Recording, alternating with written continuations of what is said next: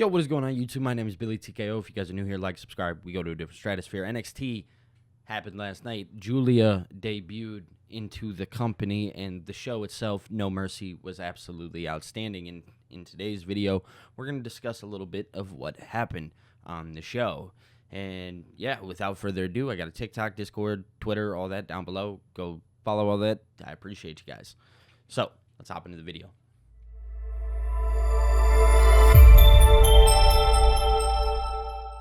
Yo, what is going on, guys? My name is Billy TKO. If you're new here, definitely be sure to like, subscribe, different stratosphere. But overall, Giulia made her debut, and I want to talk about it.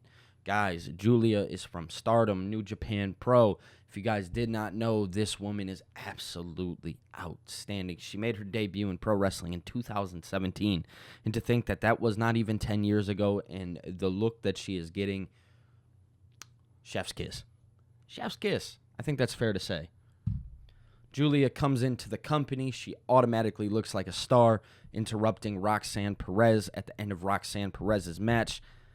And I can get behind that. I really can. I love the presentation that WWE offered to Giulia, because the presentation of her was everything that it was supposed to be. They diminished nothing. Now, with the idea of Stephanie Vakir possibly coming into the company, there's so many names that I could think of that I'm just like, okay, so we do not have to worry about anybody's presentation being messed up, and this is a prime example. So if Stephanie Vakir comes in, we understand what we're getting. And this is just speaking on the women. You know, there's been speculation Ricky Starks could eventually sign with NXT. You have to think about those things, so we don't have to worry about these people losing the things that make them special, which I'm a huge fan of. And that's obviously going into the TNA partnership as well, because they're doing a tremendous job presenting TNA in the light that it deserves. And I'm so excited for the debut of CW with NXT. The bar is set. The bar is set, and it's set high. And I can't wait. But yes, Giulia made her NXT debut, and she looked absolutely outstanding. And I'm so excited for Tuesday. So excited, because not only do we get to continue this story, but we also get to see Giulia on WWE TV besides PLE. I love it. But there were some other cool things that happened at NXT No Mercy. Another thing that I think of off the top of my head is Wesley and Zachary Wentz. They tore the house down. That was the kind of match that it was supposed to be. It was always going to be that. Those guys are great professional wrestlers. They handle themselves really well in the ring, and they told a great story. They told a great story. Now, one thing I will say, and it was kind of upsetting me, and I think this was on the build to No Mercy, but if you listen to that promo that Zachary Wentz and Wesley cut where they went face-to-face, Zachary Wentz did not feel scripted at all. Nothing about that felt scripted. It felt real. Wesley, on the other hand, I think was made to... I understand he's supposed to be the shit heel in this, but his felt the most unauthentic, and I just didn't like it. He was like, oh, well, I'm better than you. But Zachary Wentz is over here arguing like, I'm your brother. And even while I was gone behind the scenes, I was always your brother. I couldn't be your tag team partner here, but you best believe in life I was. And I get goosebumps saying that, because it's real. And the one thing that we love about pro wrestling is when they make it real. And this was real. The only problem is we didn't see a lot of Wesley's side. He just kept saying that Zachary Wentz was below him and he was a TNA wrestler and not a WWE superstar. But ultimately, you can continue the feud now, because Wesley did lose the match to the TNA wrestler.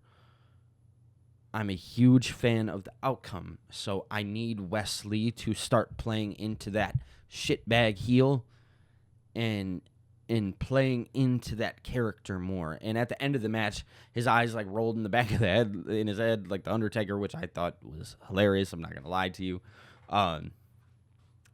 He did everything that he was supposed to do at the end of that match. So after Trey Miguel interrupted, I do believe that we are going to continue the story, and the story could continue on in TNA. It could continue on Tuesdays. It doesn't really matter where they do it. Another thing that I was kind of speculating, I thought, and this has caught me crazy, but I genuinely thought Trick Williams was actually going to turn heel. Like, I In my heart, I believed. I was like, oh, yeah, Trick Williams is turning heel. There's no other way to describe it. This is how it's happening. That was not the case whatsoever. So, ultimately, Joe Hendry, Ethan Page, they go up one-on-one in the NXT World Heavyweight Championship match. And my word, it was outstanding. Joe Hendry belongs in the WWE. I think that's very fair to say. He is a red hot right now. And yes, he didn't win, but they allowed stories to continue because it was a low blow, so Joe Hendry can come back out. He can call Ethan Page out. But it was really cool because before the low blow, actually, Ethan Page had DDT'd Joe Hendry onto the title. Joe Hendry was laid there flat. Ethan Page tries to get the pin, a new ref comes out. 1, 2, and you see Trick slide in backwards. He slid into the ring backwards just to stop his hand from hitting 3. And I don't know, it just felt like a cool taste. Trick did it with such swagger. So that I was a big fan of. Trick killed it. But Trick at the end of the match got attacked by Pete Dunne, which is kind of interesting because Pete Dunne has been doing stuff up on the main roster, but also doing things down on Tuesdays. I can only imagine that's tiresome for him in some capacity. But him and Trick, that should be a good feud. I think you can continue the Joe Hendry, Ethan Page feud. You let that go on for a little while. Again, even if Joe Hendry doesn't win, at least he's getting the rub that everybody believes he deserves. So that is always outstanding. It is. But another thing, and this one I'll just touch a little bit on, but Chase U, Axiom, Nathan Frazier. Ridge Holland turned on Chase U, which was it didn't last all that long. Like I figured it wouldn't. They won the tag team titles, and that was kind of it. And now they move on their merry way. And I hate that because Chase U could be something serious if you wanted to make them something serious. I get it. The gimmick's funny. It's almost like DX style.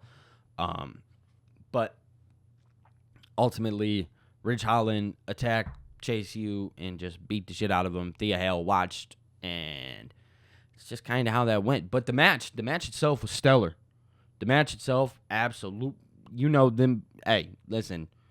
Anytime Axiom and Nathan Frazier get into a wrestling ring, you know it's going to be good. And you know it's going to slap. And that's sure as shit exactly what happened. That shit slapped. It did. It really, really did. But I want to say that is all I have for you guys today. I genuinely appreciate you guys being here. You guys are absolutely outstanding. My name is Billy TKO. If you're new, definitely be sure to like and subscribe to the channel because when you guys do that, we go to a different stratosphere. I have Twitter, Discord, TikTok. That's the other one. And yeah, I want to say that's it. I'll be talking to you later. Let me know your guys' thoughts about NXT No Mercy. And I should have another video up later. I'll be talking to you later. Peace.